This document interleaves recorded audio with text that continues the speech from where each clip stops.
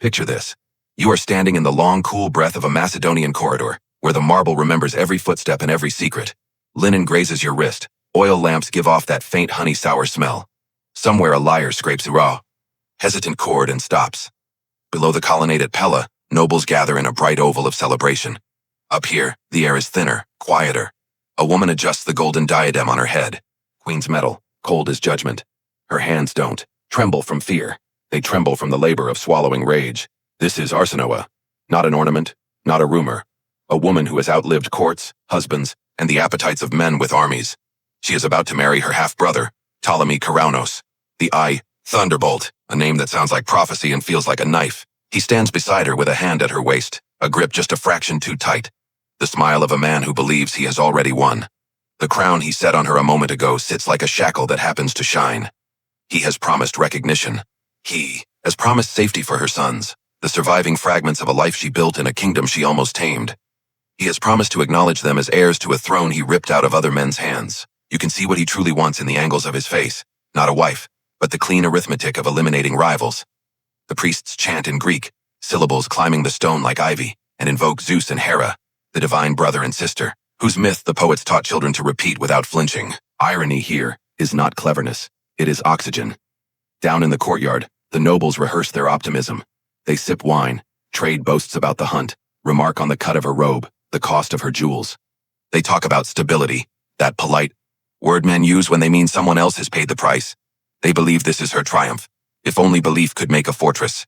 Arsinoe knows how this play ends when the script is written by men who never picture a woman surviving past the second act. She has been traded once before. At 15, put on a road that led from Alexandria's bright promise to Sardis's gold-lit halls and into the arms of Lysimachus, a veteran who had ridden with Alexander and read the world like a battlefield map. She learned quickly that power speaks in gestures the untrained miss, the tilt of a cup, the pause before a name. She learned how loyalty is purchased, how it is priced, how it is revoked. Now at 40, the steel is inside her.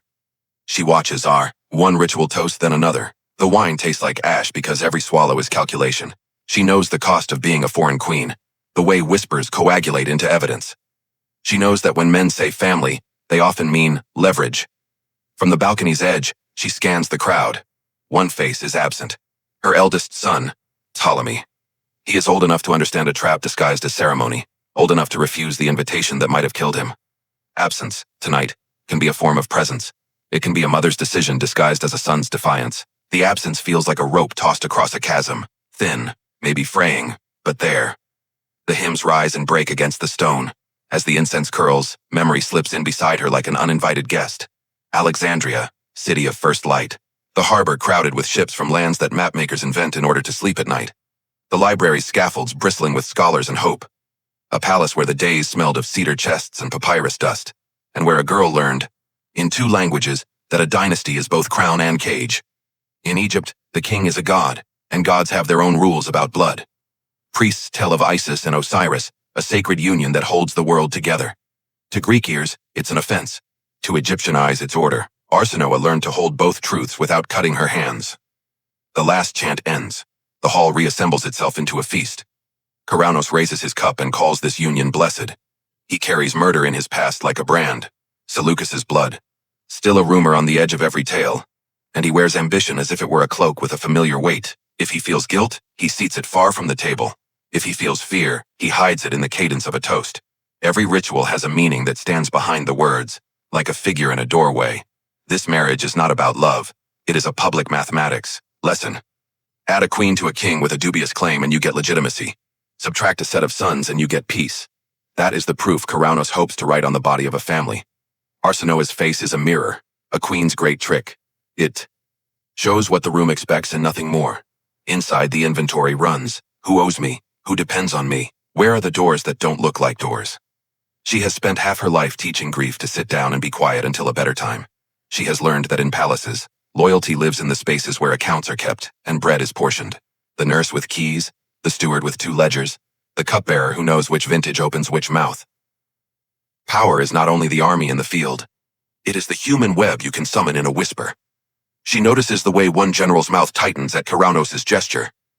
The way a courtier glances, not at her, never at her, but at the doorway behind her shoulder where a guard now stands. who wasn't there before. She thinks of the boys, their faces, one's brow still soft with youth, one already sharpening into the lines that run in her family, and presses her palm flat against the table to feel something solid that does not lie. The celebrants roar at a joke. Laughter gathers and releases like surf. The lyre remembers its melody. Someone spills wine and apologizes too much. A poet, too eager, recites a few lines about Zeus and the thunderbolt, and the room decides to take it as flattery rather than omen. This is how courts survive their own knowledge. They call it music. He leans in. "To our house," he says. The words carry the warmth of a hearth and the chill of a tomb. She answers in a tone polished by years of audiences and funerals. "To endurance," she says. It sounds like agreement. What she means is something narrower, sharper. What a sailor means in a storm when he ties himself to the mast. Let's pause here, not to explain the scandal that Greek ears hear, not yet, but to feel the hinge on which her life turns. She has been a princess, a queen, a widow, a mother who can count the cost of power by the absence of small voices in a corridor. She has walked into this marriage because exile is a slower death, and because sometimes the only way out is through the room everyone else is afraid to cross. She has made one quiet move already. The eldest is elsewhere, under other eyes, beneath other names. It is not safety exactly. It is the shadow of safety. It is what a mother can make when the gods are busy. The ceremony ends the way ceremonies do, with kisses that perform hope and promises that sound like law and taste like dust. The sun tips, and the courtyard turns the color of diluted pomegranate. Somewhere, a messenger runs because messengers always run in stories like this. Somewhere else, a door is barred and a guard is posted, and another door is left artfully ajar for a woman who refuses to die in the chamber chosen for her. Tonight, Macedonia will sleep, believing it has a new queen and a newly quiet future. Tonight, a man will lie beside a woman he thinks is an ornament welded to his claim. He will not see the ledger she keeps, every face, every favor, every passage through stone. He will not know that survival is an art she practices better than any priest sings. He will not recognize that he is married not a symbol, but a strategist. Arsinoe stands once more in the corridor where the marble listens. She lets the quiet settle on her shoulders like a cloak. She looks out at the courtyard, at the nobles, gilded by torchlight, at the same old story taking its victory lap. Then she turns, and in that small turn is the whole future. A pivot, a calculation, a vow without witnesses. If a pawn can cross, a pawn can change. If a crown is a shackle, it can also be a key, if you learn the lock. The night comes on. The lamps burn lower. In the garden, remember this, it matters. The orange trees breathe sweetness into the air like a lie. Somewhere a boy laughs in her memory, and the sound is so alive she has to clench her hand to keep from turning toward what is no longer there. She inhales, tastes smoke, myrrh, metal. Endurance, she had said. What she meant was war. The kind fought without banners. The long, invisible war a woman wages to keep one life from swallowing all the others. And now the room empties itself of ceremony. The courtiers peel away. The musicians pack their strings. The priests withdraw like a tide. The palace resets to its usual posture, listening, waiting, pretending not to notice. Arsinoe gathers the edge of her robe as if she were only adjusting, for comfort. She memorizes the rhythm of the guard steps, the pattern of the floor, the distance from here to the stair that leads nowhere and somewhere at once. Tomorrow, they will say the gods bless this union. Tomorrow, they will say, Macedonia is secure. Tonight she files the words where she keeps her knives. The story of Arsinoe does not truly begin in Macedonia's marble halls, but in Alexandria, a city that seemed in its youth to inhale possibility and exhale empire. She was born around 316 BCE into a palace that overlooked the Mediterranean, where the harbor swelled with ships from India, Nubia, and the Aegean. The air itself was commerce, a constant mingling of cinnamon, resin, and brine. Alexandria was still new, barely a generation old, yet it already wore the arrogance of permanence. For Arsinoe, childhood was gilded, but not gentle. Her father, Ptolemy II, had once carried Alexander's body from Babylon, and from the chaos of the conqueror's death had carved out a kingdom of his own. The young girl would have grown up hearing his name spoken like thunder among generals and whispered, like fate in the streets. To her, he was both protector and architect, builder of a dynasty that demanded more than love from its children. In the Ptolemaic palace, she was raised in two languages. Greek shaped the tongue of ceremony. The philosophers at her father's court, the decrees read aloud in marble halls, the epics recited by tutors, Egyptian lived in the servants' voices, the chants of the temple, the lullabies hummed in the women's quarters. From the beginning, she moved between worlds, knowing instinctively that power lies in speaking to more than one audience at once. Her stepmother, Berenice II, taught her subtler lessons. Berenice had begun life in relative obscurity and had risen to queenship through charm, loyalty, and ferocious calculation. She whispered to Arsinoe tales of goddesses, Isis shielding her child, Athena sharpening her spear, not as idle stories but as examples.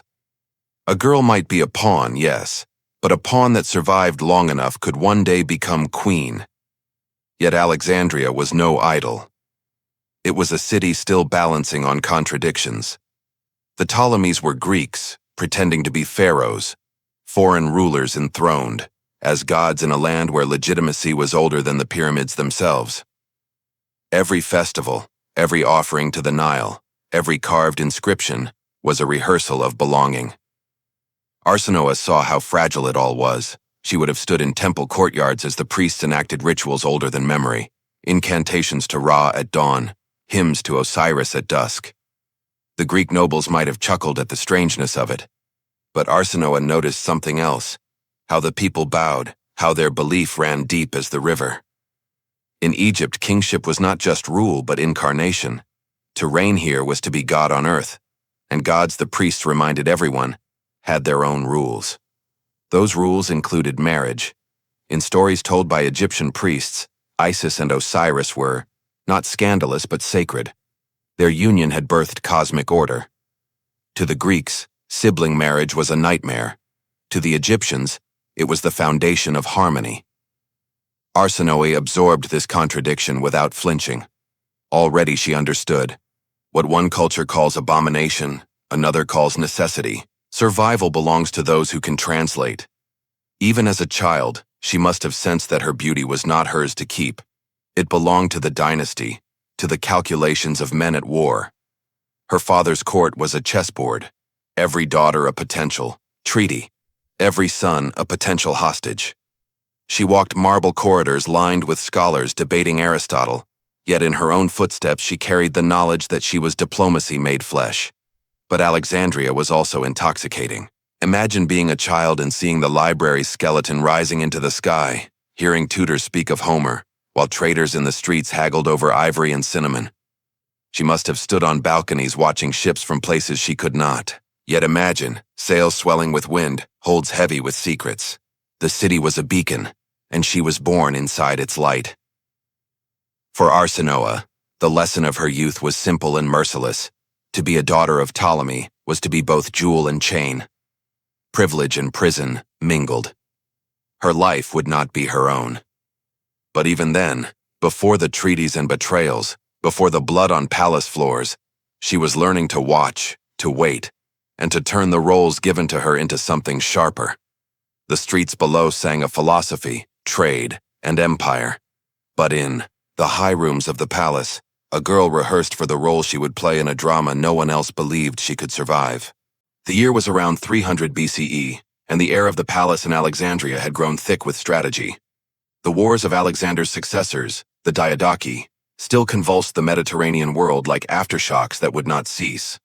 Alliances were fragile scaffolds, built only to be torn down. When Arsinoe turned 15, her father Ptolemy I decided she would become one such scaffold. Her fate was sealed not by affection, but by arithmetic. The chosen groom was Lysimachus, king of Thrace. He was nearly 40 years her senior, a man with scars like a second skin. He had marched beside Alexander into Asia, wrestled lions, and carved out a kingdom from the edge of the known world. To Arsinoe, he must have seemed like a living relic of Alexander's golden age. Magnificent, terrifying, impossible to refuse. He was not just a husband. He was a treaty given human form. The wedding was staged in Sardis, an ancient city that had once been the capital of the Persian satrapy of Lydia. Imagine the hall, its walls lined with gilded panels, torches spitting, resinous smoke. Nobles from across the Hellenistic sphere gathered in their finest. Arsinoe, scarcely more than a girl, entered draped in linen-dyed Tyrian purple, her hair weighted by a diadem that caught the light of 100 oil lamps. To the crowd she appeared as Helen reborn, her beauty woven into every whispered comparison. Every lyric from the poets hired to immortalize the moment, but beauty was not the point. This union was an equation. Ptolemy I secured a powerful ally on his vulnerable northern flank. Lysimachus gained legitimacy through marriage into the Ptolemaic line. The rings, the vows, the toasts, all were disguises for an understanding that could be spoken in simpler words. You help me, I help you. The banquet lasted 3 days. Musicians plucked flutes and lyres. Dancers from Ionia and beyond whirled in practiced grace. Poets recited verses that compared Arsinoe to Penelope or Persephone. Yet beneath the gilded surface, reality pressed in. To Arsinoe, the future must have tasted like the ceremonial wine, bitter and intoxicating in equal measure. She was no longer a princess of Egypt. She was queen of Thrace now, a pawn advanced across the board, placed in the most dangerous square. Thrace itself was no idol. Lysimachus ruled a kingdom hemmed in by enemies. To the north, fierce Thracian tribes tested his borders with raids and ambushes.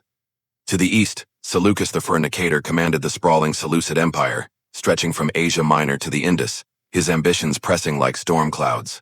To the south, rival Diadochi watched for any sign of weakness. Even the sea offered no peace. Pirates stalked the coasts, feeding on disruption. This was the crucible Arsinoe stepped into. She quickly understood that her survival depended on more than charm or youth. She had to read the currents at court as carefully as her father had once read the Nile's floods. She had to know when to speak, when silence would protect her, and when a glance could carry the weight of a promise. The court of Lysimachus was filled with men who had fought wars longer than she had been alive, men with scars both visible and hidden. They measured her not as a wife but as a variable in their calculations of succession, loyalty, and power. She learned to watch them as a hawk studies prey, to decode their pauses and half-smiles. In time, she would become as fluent in these gestures as she was in Greek or Egyptian. Within a year, she bore her first son, Ptolemy, named for her father. His birth shifted everything. Suddenly, Arsinoe was not just a wife, but the mother of a possible dynasty. 2 more sons followed swiftly, Lysimachus in 297 BCE and Philip in 294. Each birth tightened her roots in the Thracian court, but also sharpened the knife edge she balanced upon.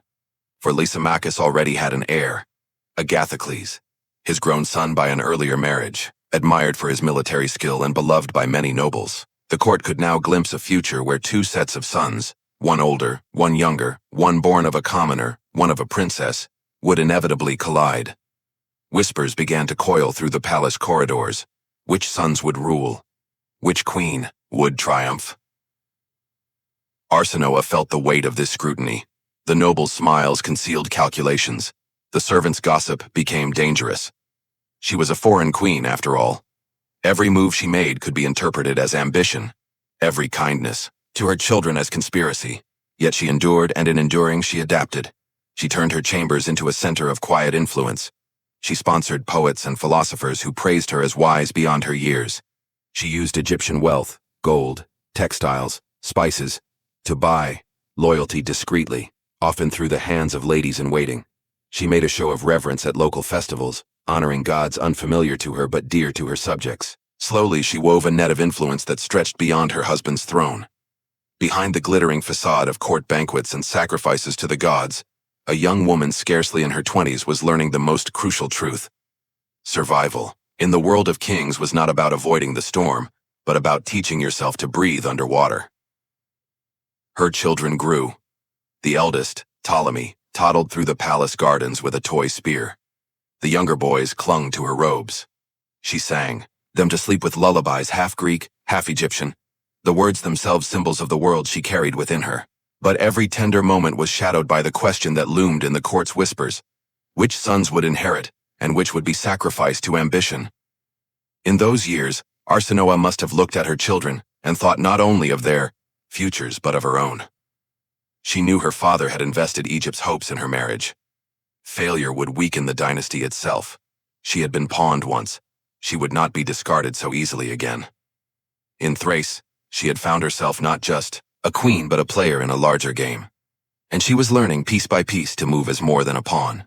In the space of a few short years, Arsinoe transformed from a teenage bride to the mother of 3 princes. Each birth had seemed to secure her place: Ptolemy, Lysimachus, Philip. Each child was a thread binding her more tightly to the throne. Yet in Hellenistic courts, the cradle was never just a cradle. It was a battlefield in miniature. For Lysimachus already had an adult heir, Agathocles, son of his first wife, a man admired as a capable commander and favored by many nobles. And so, the seeds of rivalry were sown before Arsinoe's boys could even walk. The whispers began as soft as wind in a colonnade. Servants gossiping over wine jars, courtiers exchanging half-phrases in corners, the Egyptian queen's ambitions, the old king's favoritism, the danger of too many heirs. Some nobles swore their loyalty to Agathocles, convinced that the veteran prince was the natural successor. Others began to hedge their bets, calculating whether it might be safer, more profitable, to back Arsinoe's royal sons, children, of a Ptolemaic princess, blood of Egypt as well as Thrace. For Arsinoe, life at court became an exercise in vigilance. Every feast, every ritual, every passing word held meaning. She had to measure each gesture. A glance too long toward her eldest son could be interpreted as plotting. A gift to a courtier could be twisted into bribery. Yet she did not retreat. She had inherited from her stepmother Berenice a knowledge that women, even in gilded cages, could wield invisible weapons. And so Arsinoe began her careful work of weaving power into her daily life. She cultivated allies among the noblewomen of court. Gifts of Egyptian gold and linen, whispers of confidences exchanged in private chambers. Such currency could buy loyalty where proclamations could not. She patronized philosophers, poets, and musicians, encouraging them to sing of her wisdom and piety.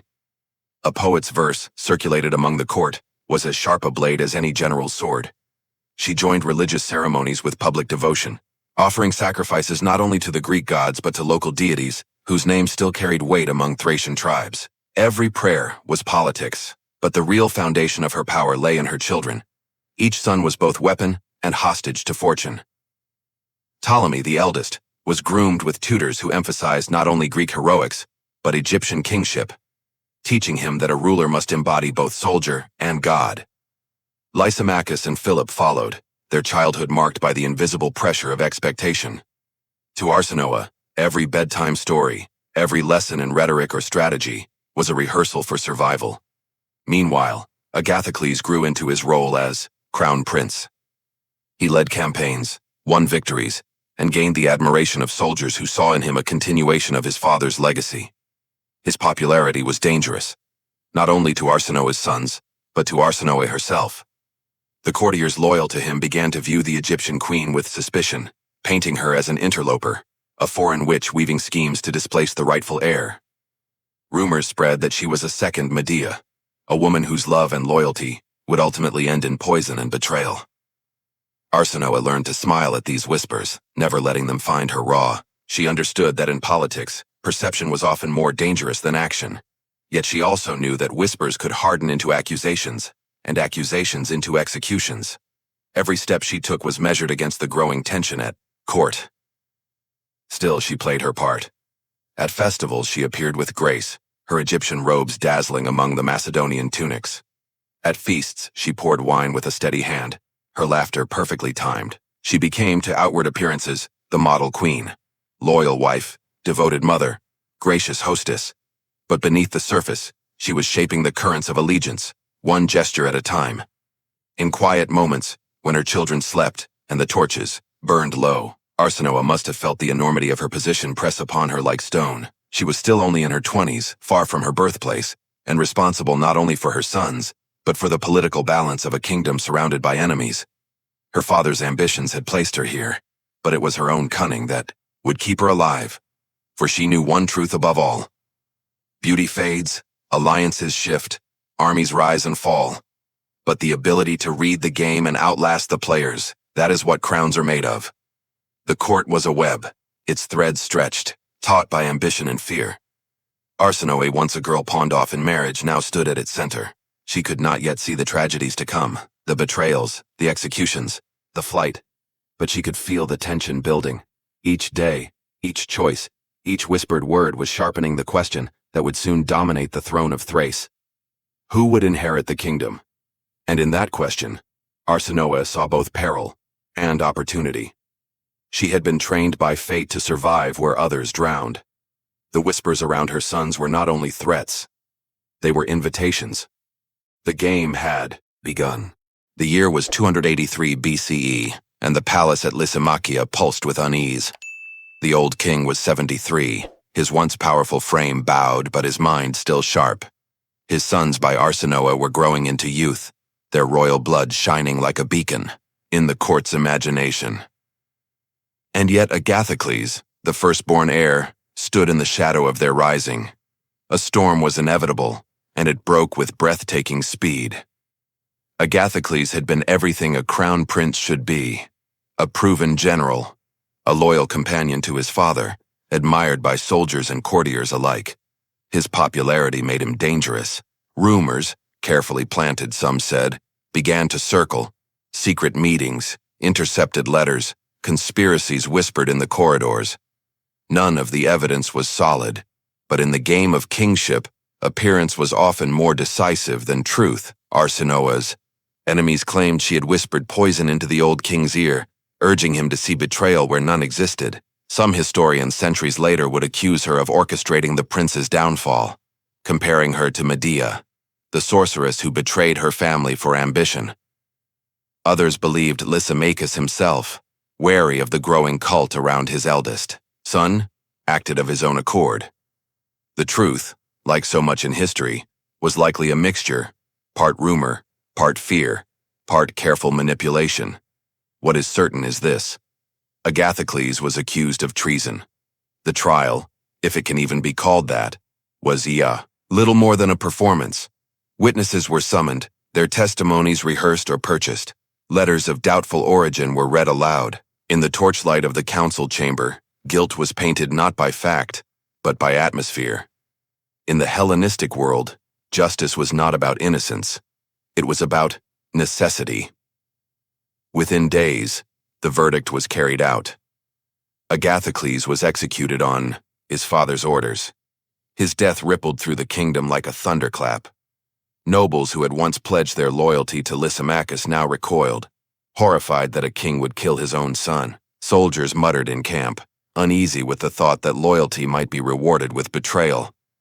And in the shadows of the court, whispers hardened into venom. The Egyptian queen had bewitched the king, had sacrificed the rightful heir to advance. Her own children, Arsinoe's victory, if victory it was, came at a terrible cost. For though her sons were now acknowledged as heirs, the kingdom itself fractured. Old loyalties snapped, alliances crumbled, factions emerged, each claiming to defend justice, but all hungry for power. Beyond Thrace, the wolves stirred.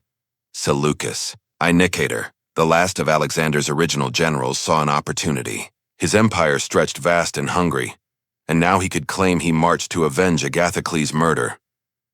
To the north, Thracian tribes pressed harder against weakened borders. To the sea, pirates struck with boldness, sensing the kingdom's distracted gaze. Lysimachus, though still formidable, was an old man presiding over a kingdom cracking beneath him. He had ruled for nearly 4 decades, longer than Alexander himself had lived, but years of conquest and suspicion had hollowed the foundation. The execution of Agathocles was not only a family tragedy, it was the moment the kingdom began to collapse under its own weight. Arsinoe II must have felt the shift. Her sons were closer than ever to inheritance, yet their future was now tethered to a throne under siege. She had played the game as best she could, patronized poets, cultivated alliances, whispered at the right moments. But the cost was blood, and the backlash was a kingdom divided. In private, perhaps she remembered her childhood in Alexandria, when her father spoke of Alexander's conquests as if they were permanent, eternal. Yet here was the proof. Empires built by men can unravel in a single choice, a single death. As she walked the palace halls, she must have seen the change in the courtiers' eyes. Once they bowed with cautious respect. Now their smiles were thin, their whispers sharper. To some, she was a mother protecting her sons. To others, she was a foreign sorceress who had unbalanced the natural order. Every look she received reminded her that in this world, queens were never allowed innocence. Agathocles' death had cleared the path for her children, yes, but it had also summoned the vultures, and they were circling closer with each passing day. The tragedy of that moment was not simply that one son had been lost, It was that in preserving the future for her own, Arsinoe had set in motion the destruction of the kingdom itself. 2 years later, in 281 BCE, the storm broke in full. The great kingdoms carved from Alexander's corpse had fought each other for 4 decades, but now the end of one dynasty was at hand. Seleucus I Nicator, the last of the conqueror's original generals still alive, marched west. He came not only with soldiers but with a story. He would avenge the blood of Agathocles, the murdered prince. Justice was a banner as powerful as any phalanx. Lysimachus, though 75 and long past the age when most men had retired into memory, gathered his army one final time. His body bent with years, his beard white as marble dust. He strapped on his armor as though the decades had not touched him. Arsinoe would have watched him ride from the palace, her children pressed close, her heart suspended between dread and calculation. For if he triumphed, her sons' futures might still be secured. If he fell, the world would devour them. The two armies met at Corupedion in Asia Minor. Imagine the clash. The clang of bronze against bronze, dust rising like smoke, the voices of thousands of men colliding in fury. Old men commanded both sides, Seleucus, 77, against Lysimachus, 75, 2 relics of Alexander's age, refusing to bow to time. The battle was brutal, its outcome swift. Lysimachus's forces, weakened by years of factional strife, broke beneath the Seleucid charge. In the chaos, the old king himself was struck down. Some say it was by a spear, others by multiple wounds that made his body a ruin. However it happened, the Lion of Thrace lay dead upon the field. News traveled faster than horses. In Lysimachia's palace, where Arsinoe had been waiting, the air turned to stone. Widowhood at 35 was not unusual for royal women, but hers was no ordinary loss. With Lysimachus's death, her sons were suddenly orphans in a kingdom without a king. The edifice she had helped build, banquets, alliances, sacrifices, collapsed like a theater set dismantled after the play. Seleucus advanced swiftly, his soldiers claiming the cities of Asia Minor. Nobles who had once toasted Arsinoe now opened their gates to her enemies. Loyalty, it turned out, could be sold for safety. The court that had celebrated her as queen now watched her with the hungry eyes of jackals waiting for the kill. She had only one option: flight. And so began one of the most harrowing journeys of her life. Imagine it. The Queen of Thrace. Once, carried in gilded litters, now riding hard through the night, her sons disguised in rough tunics, their jewels melted into coins hidden in saddlebags. Torches flickered in the dark, horses stumbled on rocky roads, and every shadow seemed a soldier's spear. Behind her, the kingdom she had struggled to secure burned. Seleucus's men rooted out those still loyal to Lysimachus, executing officers, enslaving their families. The nobles whispered that the Egyptian witch's luck had finally run out. Cities where she had walked in triumph now whispered her name, with contempt, opening their gates to the advancing Seleucids. But fate had its own dark humor. As Arsinoe fled westward, Seleucus himself was assassinated. The murderer? None other than Ptolemy Karanos, her own half-brother, who had been biding his time in exile under Seleucus's protection. Like a serpent striking its keeper, Karanos betrayed his benefactor, seized his army, and claimed Macedonia as his prize. The irony would not have been lost on Arsinoe. One old lion had killed another, only to fall himself to a younger predator. The last of Alexander's companions was gone, and the stage now belonged to their children. Children who had inherited ambition sharper than iron, but none of the bonds that had once held loyalty together. Arsinoe sheltered briefly in a harbor town along the Aegean coast. The salt wind carried both danger and rumor. Seleucus dead, Karanos proclaimed king of Macedonia. Her half-brother, the son of her father's first marriage, the boy who had grown up overlooked and embittered, was now writing himself into destiny with blood. And then came the messenger, words polished with honey, promises wrapped in kinship. He offered marriage. He offered protection for her sons. He promised legitimacy, security, a new dynasty built not on rivalry, but on unity. Family, he called. It's safety, he said. But Arsinoe had been in too many courts to mistake promise for reality. Still, what choice did she have? To refuse him was to accept a life of exile, dragging her sons from one foreign court to another, living on the mercy of strangers until the mercy ran dry. To accept was to gamble with everything she had left, her name, her blood, her children's lives. And so, in the ashes of her second marriage, Arsinoe prepared to walk into her third. She had survived battles, betrayals, and the collapse of a kingdom. But now she was about to face her most dangerous adversary yet, her own brother. She knew with the cold clarity of a seasoned survivor that this was no rescue, it was a wager, one she might lose within days. And yet she also knew this. Sometimes, the only way to remain on the board was to accept a move that looked like ruin, and trust in the strength to turn it into something else. As the ship prepared to carry her toward Macedonia, Arsinoe must have looked at her sons, 3 boys, each carrying a fragment of her hope, and wondered how many of them she would still have by the time the game was done. When Arsinoe landed in Macedonia, the land itself seemed to shiver with uncertainty. The once mighty kingdom of Philip and Alexander had become a throne balanced on a knife's edge. Its new ruler, Ptolemy II, her half-brother, had seized power through blood. He had murdered Seleucus, his benefactor, in cold calculation, and now he wore the crown of Macedon as though it had always belonged to him. For the nobles, the question was legitimacy. Carounos had no deep roots in Macedonia. He was an exile, a usurper, a thunderbolt striking without warning. His rule needed a face the people could trust, a bloodline older than his own ambitions. Arsinoe was that face. She was the daughter of Ptolemy III, linked directly to the golden age of Alexander, a woman whose very veins carried dynastic power. By marrying her, Carounos could transform from a murderer into a king, sanctioned by the gods of bloodline. The marriage proposal came dressed in the language of reconciliation. Carounos promised to treat her sons as his own, to secure their inheritance, to fold their blood into his claim so that all Macedonia would see the Ptolemaic name renewed on its throne. His envoys spoke of destiny, of healing the divisions of the Diadochi, of building a dynasty to rival even Alexander's. But Arsinoe was no longer the girl who had once been handed to Lysimachus with naive hopes of security. She was a woman, scarred by intrigue and sharpened by survival.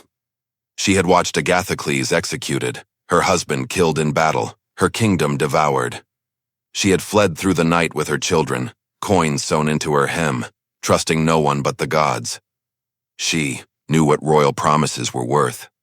Still, what choice did she have?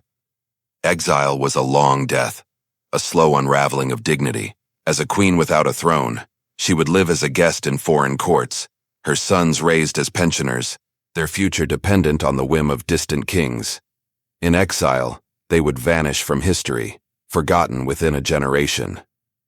In Macedonia, there was at least a chance, however slim, that her sons might inherit something greater than wandering. And so, with a heart steeled against both hope and despair, she accepted. Yet even in acceptance, she prepared her countermove. She sent her eldest son Ptolemy away, into the protection of distant allies. Perhaps it was instinct, perhaps the weary wisdom of a mother who had already seen how fragile dynastic promises could be. If Carounos betrayed her, at least one child might live. It was a decision born of desperation and love, a sacrifice that cost her deeply but preserved a single thread of the future. The wedding itself was a spectacle staged in Pella, the ancient heart of Macedon, where the ghost of Alexander still lingered in the stones. Priests chanted, nobles applauded, torches burned bright against the night. To the Greeks in attendance there was something unsettling in the union. Brother and sister, children of the same father, such marriages violated their sense of nature.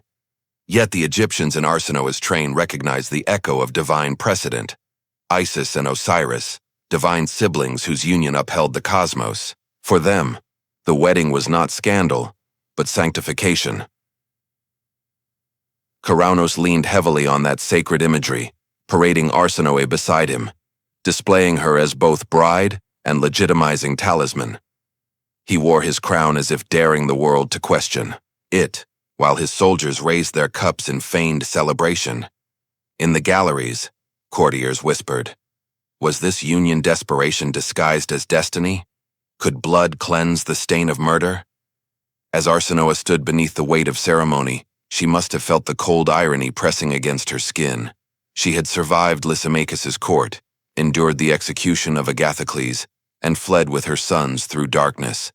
Now, dressed in bridal finery once more, She was binding herself to a man whose ambition dripped with blood.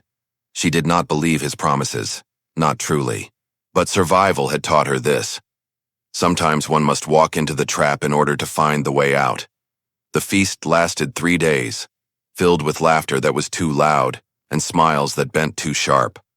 Nobles drank until their tongues loosened. Poets recited verses that equated the new couple with Zeus and Hera, careful to clothe scandal in the robes of myth. For a brief moment, Macedonia breathed as though unity had been restored. But Arsinoe knew better. She could see in her half-brother's eyes the same hunger that had driven him to kill Seleucus. She could feel the walls closing in around her, the unspoken truth lingering like smoke. Her sons were not heirs in his mind, they were obstacles. And so, even as the toasts rang, even as the people of Pella cheered their new queen, Arsinoe was already preparing herself, not for a life beside her brother, but for the betrayal that she knew would come. The wedding torches had barely guttered out before the mask slipped. On the very night of their union, Ptolemy II revealed his true intent. He had not married Arsinoe to honor her bloodline, nor to secure her son's future. He had married her to put them within reach of his sword. The 2 younger boys, Lysimachus and Philip, 15 and 12 years old, were sleeping in their chambers in the palace at Pella when the soldiers came. The marble floors that had once echoed with Alexander's childhood games now shook with the tramp of boots. Doors splintered. Torches spilled cruel light into the boys' rooms. They were dragged from their beds, still wrapped in the folds of youth, bewildered, terrified. Before Arsinoe's eyes, they were murdered. The blood of her children smeared the stone of Macedonia's royal palace, soaking into a history already too thick with violence. The sound of her screams, piercing, primal, uncontainable, was said to reverberate through the palace long after. Some later claimed that even the guards faltered at it, that for a heartbeat they remembered they were killing children, not rivals. But obedience smothered pity. The boys were gone. Arsinoe's grief was immense, but grief was a luxury she could not afford. In that instant, she made a pivot that few could have survived. She understood. If she allowed herself to collapse, she too would be destroyed. And her eldest son, her one surviving hope, would eventually be hunted down as well. Survival now was her only weapon. The palace became a prison. Every corridor watched, every servant a potential spy. Yet she had lived too long in courts to be blind to their cracks. Palaces run on networks, slaves who trade rumors, eunuchs who control access, freedmen who carry messages in their silence. Arsinoe had cultivated these webs for decades, and so, even as guards shadowed her, she began to plan. Her escape was a feat of audacity. With the help of loyal attendants, she exchanged her royal robes for rough wool, her diadem for a servant's headscarf. A slave woman, similar in build and face, was left in her chamber as a decoy, buying her precious hours before discovery. By night, Arsinoe slipped out, blending into the household's shadows, carried along by those willing to risk everything for her. Some acted from loyalty, others from gold, but all knew they were complicit in a drama that would echo for generations. The road beyond Pella was treacherous. Karanos' men scoured the countryside, hunting her like a fugitive. She passed through villages where silence was her only shield, where a wrong glance could mean betrayal. She hid in barns, in storerooms, in temple precincts that still clung to the idea of sanctuary. Each step was a gamble, each hour stolen from the net that closed around her. Her destination was the island of Samothrace. Sacred, mysterious, home to the great gods whose rites promised protection even to those fleeing mortal danger. The sanctuary there was ancient, older than any kingdom, and powerful enough that even kings hesitated to violate it. If she could reach its shores, she would be untouchable for a time. Picture the moment. A small vessel pushing off from the mainland, waves slapping against its hull, torches flickering on the distant coast as soldiers searched for her. The sea wind cut against her face as she clutched at what little she had salvaged, coins, tokens, memories. Behind her, Macedonia celebrated its new king.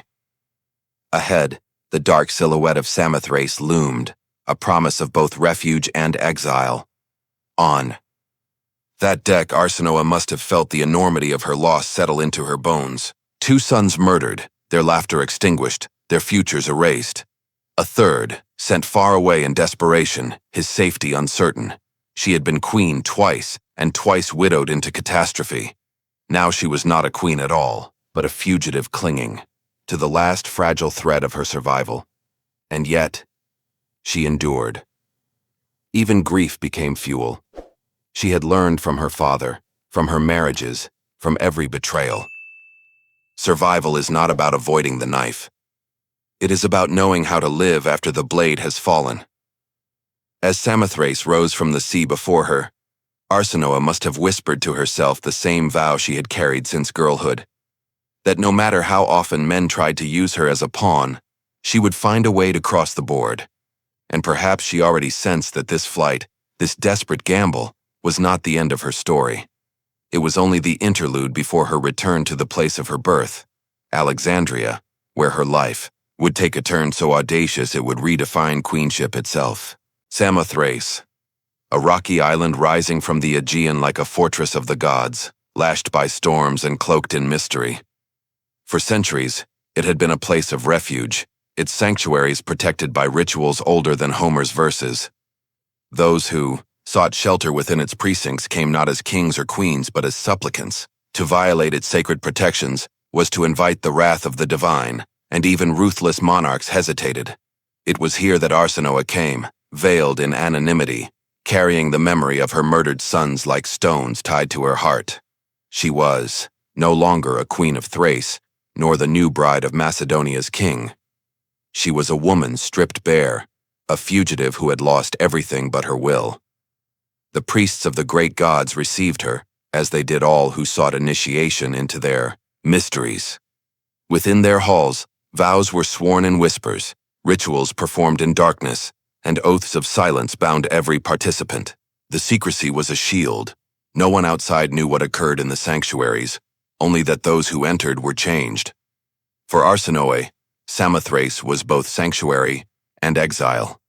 She could not remain there forever, cloistered on an island while the world moved on.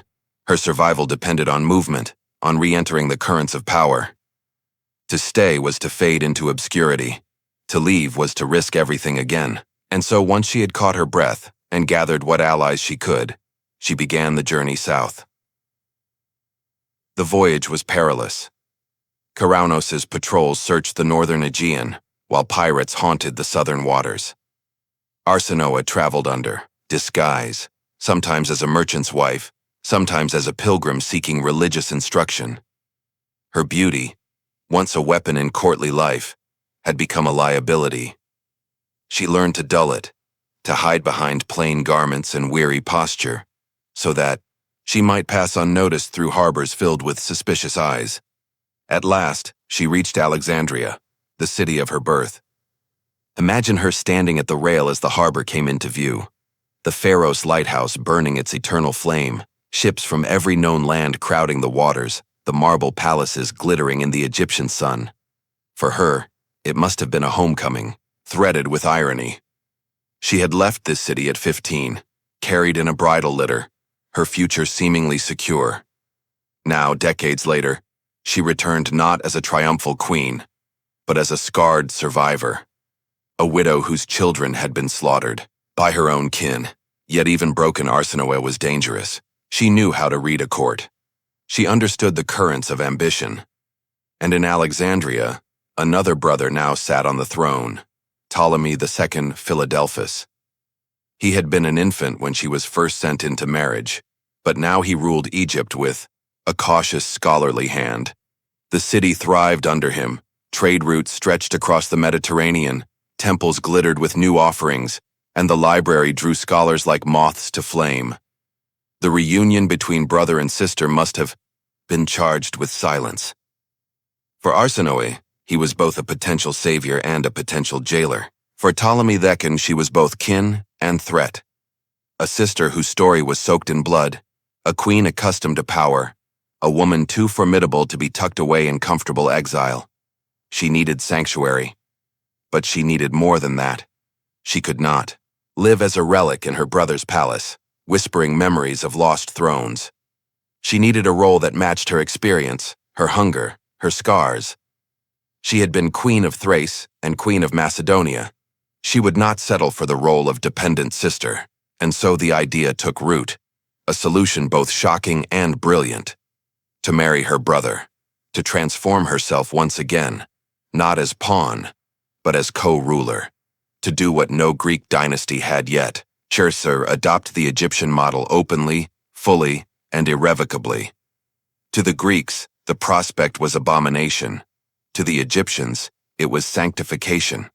Isis and Osiris, brother and sister, had founded cosmic order through their union. Why should Pharaoh and Queen not do the same?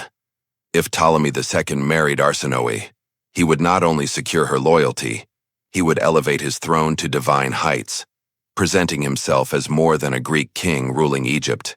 He would become Pharaoh, in the truest sense, bound by blood to the sacred order of the gods. It was a gamble, one that risked scandal, rebellion, and outrage. But for Arsinoe, it was also salvation. She had been pawn, bride, widow, refugee. Now she would seize the chance to be something more. Co-sovereign, goddess, architect of a dynasty that would redefine kingship itself. In the shadow of the pharaohs, as the harbor swelled with shouts and sails, Arsinoe stepped once more into the game. The board had changed. The players were new, but the rules remained as brutal as ever. And she, scarred, hardened, relentless, was ready to make the move that would secure her place in history. The court of Alexandria bristled when the plan was revealed. Ptolemy II. Philadelphus would cast aside his wife, Arsinoe, Ars of Lysimachid descent, and take his sister, Arsinoe II, as queen. To many Greeks, it was an obscenity. Sibling marriage belonged to myth, not to men.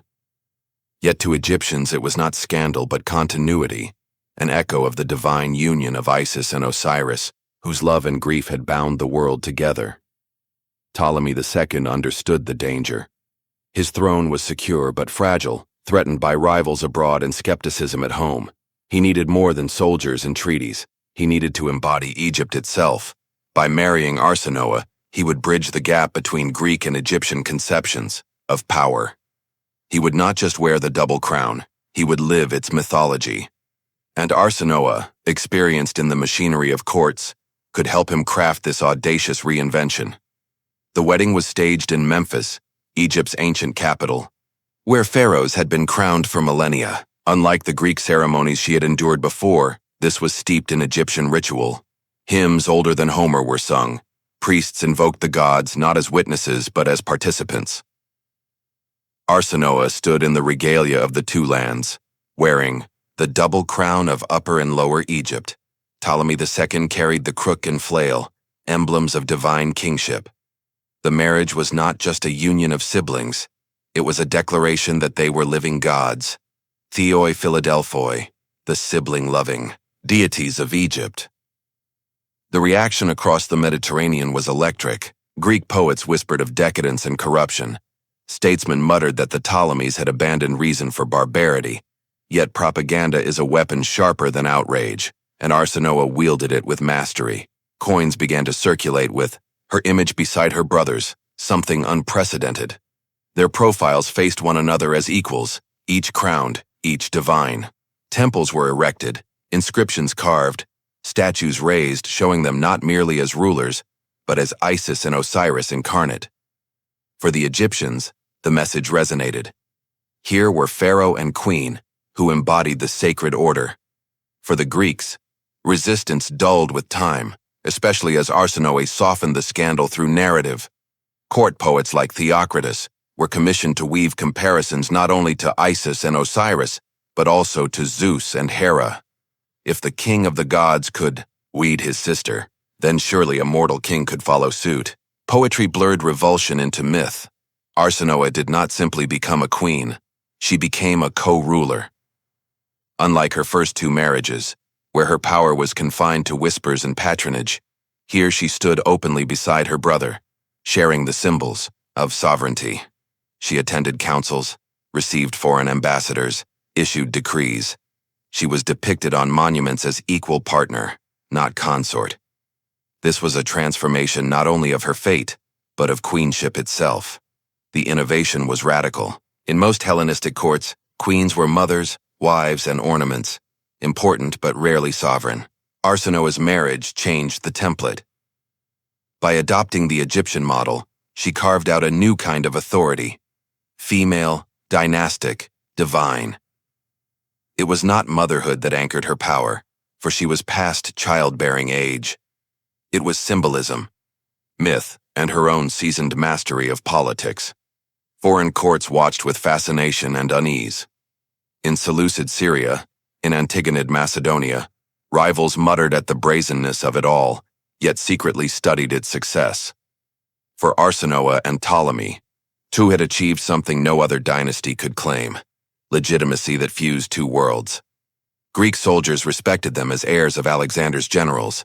Egyptians revered them as incarnations of their gods. Arsinoe knew what she was building. She had endured betrayal, exile, and the loss of her children. She had been pawn, widow, and refugee. Now she was goddess and queen, and she intended to make that role endure beyond her lifetime. She was fashioning not only her own survival, but a precedent that future queens, Cleopatra among them, would inherit.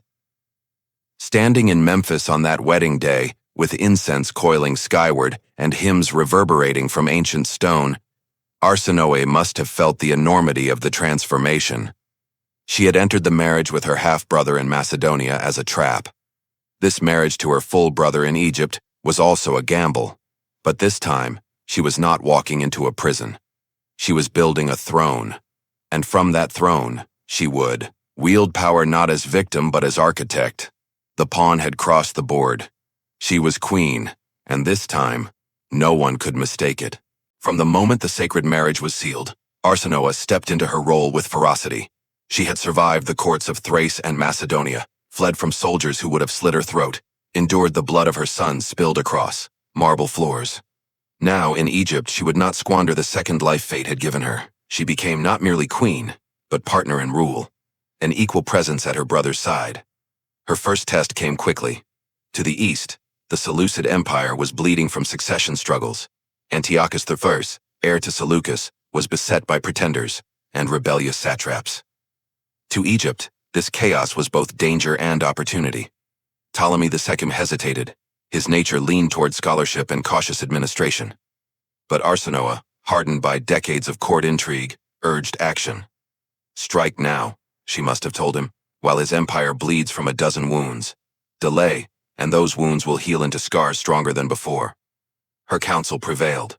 Thus began the First Syrian War in 274 BCE. Egyptian armies surged into Palestine and southern Syria, reclaiming lands lost decades earlier.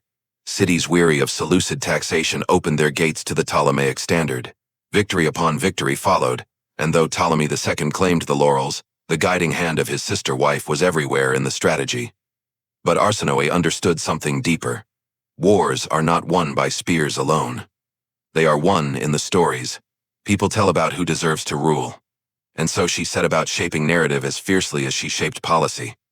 Court poets were commissioned to cast the royal couple as divine. Theocritus, master of pastoral verse, compared them to Zeus and Hera, sibling lovers on Olympus.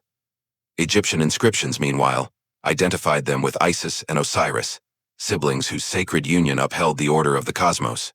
2 languages, 2 audiences, 1 message. Their marriage was not scandal, it was sanctification. Propaganda poured into daily life. Coins bore her image beside her brother's, unprecedented in the Hellenistic world. Temples displayed them together, not king and consort but as a dual divinity. Statues showed Arsinoe with the double crown of Egypt, equal in regalia to her husband. Power became performance, and performance became reality. At court, her influence extended into the smallest chambers. She reorganized the royal household, creating new ceremonies that emphasized the divine nature of the sibling union. She patronized the Library of Alexandria, ensuring that scholars from Athens, Rhodes, and beyond came to Egypt, weaving intellectual prestige into dynastic power. She sponsored temple construction across the Nile Valley, binding priesthoods to her cause with gold and ritual. Perhaps her most delicate task was within the palace itself. managing her stepchildren, the heirs of Ptolemy II's first marriage. The crown prince, the boy who would one day rule as Ptolemy III, was still young, uncertain, impressionable. Arsinoe showed him affection and honor, careful never to present herself as rival, but as mentor. In private, she is said to have told him, "You are the future. Remember that birth gives you the name of prince, but only your deeds will make you king. Power is earned day by day, not inherited." These lessons, carved from her own suffering, would mark him for life.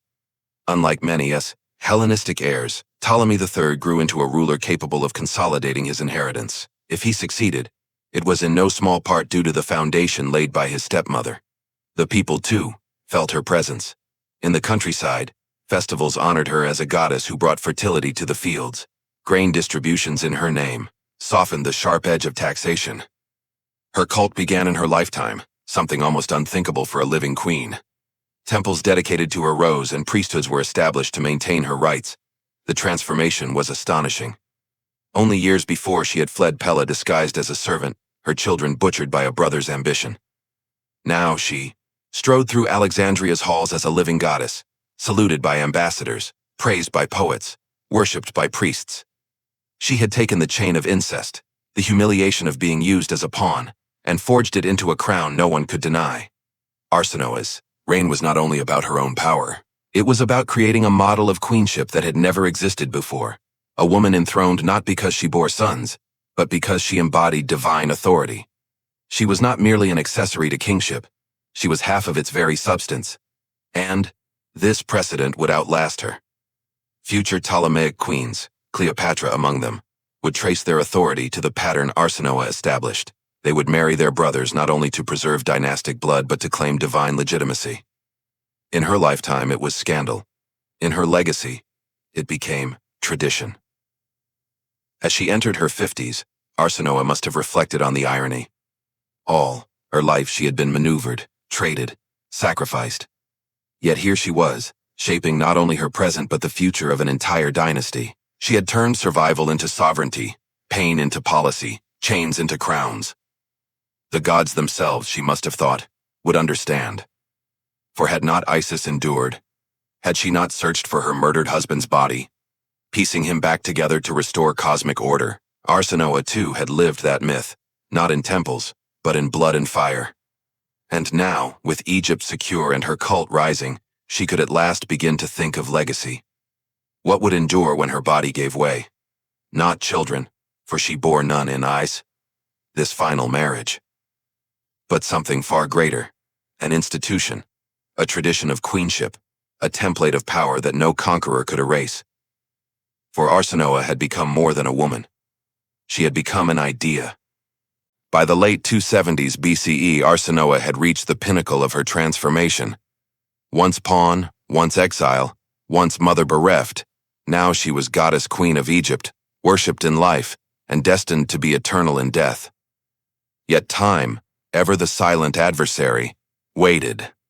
In 270 BCE, Arsinoe II died, perhaps of illness, perhaps of poison whispered by jealous rivals, or perhaps simply from the accumulated toll of a life lived at the edge of knives. She was 46 years old. Her death shook Alexandria like an earthquake. For decades she had been the constant presence in storms of power, in Thrace, in Macedonia, and finally in Egypt. Without her, Ptolemy II seemed diminished. A man suddenly, bereft of his other half, her funeral was staged with the grandeur of a pharaoh.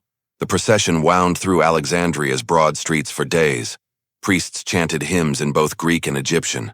Poets recited verses comparing her to goddesses who had remade the world. Ambassadors from foreign courts attended, both to mourn and to witness the spectacle of Egypt's divine queen passing into eternity. The people lined the streets weeping, singing, throwing garlands of flowers that wilted in the heat before they struck the bier. But Arsinoe did not vanish into memory. She was deified, officially raised into the pantheon as Arsinoe Philadelphus, the brother-loving goddess. Temples dedicated to her cult appeared across Egypt and even in Greek cities abroad. Her image adorned coins, her name woven into hymns. In life she had been controversial, formidable, feared. In death she became untouchable, a goddess whose worship endured for centuries, and her legacy was more than religious. She had set a precedent that would shape the Ptolemaic dynasty until its end, sibling marriage as the foundation of legitimacy. What had once shocked the Greek world now became the dynasty's defining mark. Future queens, Cleopatra among them, would follow the path Arsinoe had carved, not out of mere tradition but because she had proven it could work. She had shown that divine union could be weaponized, that scandal could be turned into sanctity, that a queen could wield authority equal to a king. The irony is devastating. Arsinoe had been forced into incest twice, once as a victim of politics in Macedonia, and once as the architect of her own power in Egypt. What began as her greatest humiliation became the very tool by which she secured immortality. Chains became crowns. Suffering became sovereignty. Yet the cost was terrible. She had lost 2 sons to murder, sent another into exile, and lived decades under suspicion and threat. Her triumph was built on ashes. Even as her cult spread and her temples flourished, the laughter of her murdered children lingered in memory, echoing through the gardens of Alexandria like ghosts that no incense could banish. Every future Ptolemaic marriage carried that echo. Every coin that bore her image remembered not only her divinity, but the blood that consecrated it. And still, her achievement endures. Cleopatra, centuries later, could stride into Caesar's presence with divine assurance because Arsinoe II had made it possible. She had carved a model of queenship that allowed women in the Ptolemaic dynasty to be more than vessels of heirs. She had proven that they could be rulers, strategists, and even gods. For Arsinoe II, victory was never clean. It was survival through suffering, triumph through loss, immortality through dehumanization. She became a goddess because being merely human was not enough to live in the world she inhabited. On the day of her funeral, as the Nile glittered beneath the sun and the city mourned in unified voice, the transformation was complete. The pawn who had been moved across kingdoms, bartered and betrayed, stood now as the goddess who would define a dynasty. And so her story closes not with peace but with paradox. The victim who became the architect, the mother who lost her children but gave birth to a tradition, the woman who endured the unendurable and in doing so created a legacy that outlasted kingdoms. Every coin stamped with sibling rulers, every festival sung in her name, every queen who claimed divine authority in the centuries to follow. All of them were monuments to Arsinoe II. She was the pawn who crossed the board. And when she reached the other side, she did not simply become a queen. She became a goddess.